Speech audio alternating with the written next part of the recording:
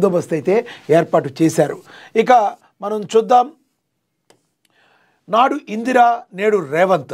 Osmania arts college మెట్లెక్కిన తొలి CM Revanth కమిట్మెంట్పై ప్రశంసల జల్లు.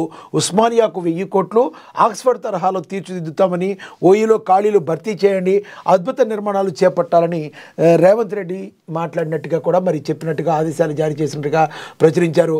ఇక ఉస్మానియా యూనివర్సిటీ అంటే పోరాటాల గడ్డ. 1965లో ఈ దేశ ప్రధాని ఆర్ట్స్ కాలేజీ మెట్లెక్కారు. ఆ తర్వాత ఏపీఎం సీఎం కూడా ఇక్కడికి రాలేదు.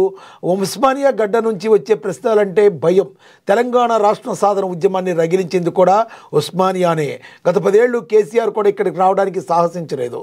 108 ఏళ్ల చరిత్ర గల యూనివర్సిటీలో ఆర్ట్స్ కళాశాల మెట్లెక్కిన తొలి ముఖ్యమంత్రిగా రేవంత్ రెడ్డి సృష్టించారు చరిత్ర.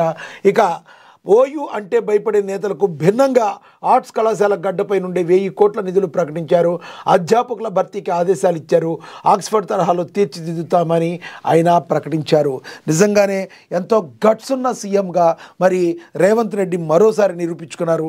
అప్పట్లో ఇందిరాగాంధీ, తర్వాత ఇప్పుడు రేవంత్ రెడ్డి మాత్రమే ఆర్ట్స్ కాలేజీ మెట్లెక్కారు. రేవంత్ రెడ్డి రీసెంట్గా ఆర్ట్స్ కాలేజీకి వెళ్ళారు. నేను వస్తాను, మళ్ళీ మీకు నేను వచ్చి మీకు దగ్గర ఉన్న సమస్యలను పరిష్కరిస్తానని చెప్పారు.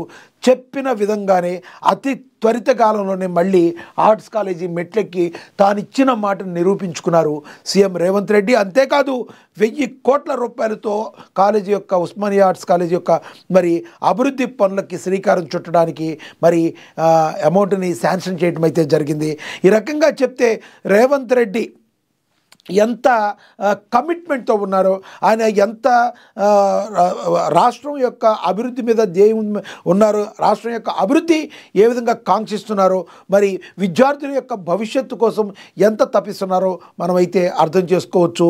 మరి ఉస్మానియా ఆర్ట్స్ కాలేజీలో వచ్చే ప్రశ్నలు, అక్కడ ఉన్న సమస్యలని మరి ఎదుర్కొనడానికి మరి గతంలో ఉన్న మరి హేమీలు అన్నట్టుగా తెలంగాణ రాష్ట్ర జాతి పితగా చెప్పుకోబడే కొంతమంది చెప్పుకుంటూ ఉంటారు కదా, మరి ఆయన కేసీఆర్ లాంటి వ్యక్తి కూడా మరి ఆర్ట్స్ కాలేజీకి వెళ్ళటానికి 1కి 100 సార్లు ఆలోచించి వెళ్ళలేని పరిస్థితి. ఎందుకంటే అక్కడ వచ్చే క్వశ్చన్లకి సమాధానం చెప్పాలంటే మరి దానికి గట్స్ ఉండాలి.